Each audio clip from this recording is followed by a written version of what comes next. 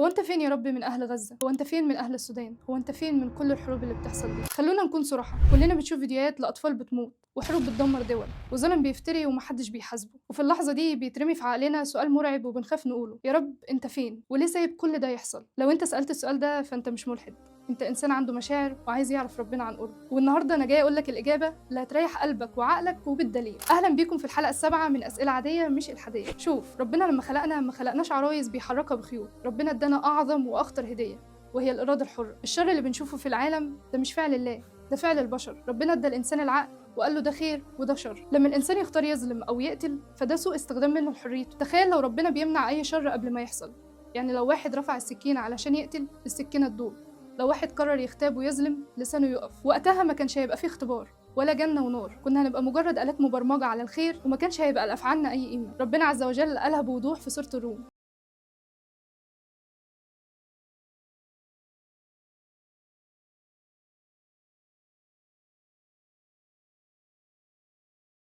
لعلهم يرجعون. الآية دي فيها إجابتين: الفساد ده بما كسبت أيدي الناس، والحكمة منه لعلهم يرجعون. يعني الشر أحيانا بيفوق الإنسانية من غفلتها علشان ترجع للحق. تاني نقطة هي إننا بنشوف فصل واحد بس من الرواية وبنفتكر إنها خلصت. لو الدنيا هي كل حاجة كان فعلا هيبقى فيه ظلم، بس الإيمان بيقول إن في يوم للدين، زي بالظبط الطالب اللي بيتظلم في امتحان ترم بس بياخد حقه في النتيجة النهائية. بدون يوم القيامة فعلا الدنيا غابة، لكن وجود ربنا هو الضمان الوحيد إن مفيش دمعة ولا وجع هيروح حاضر.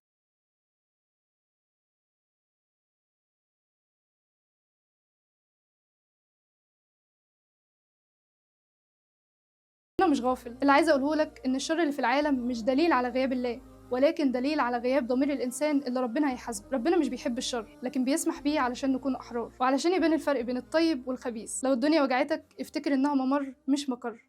رمضان كريم، كل سنة وأنتم طيبين.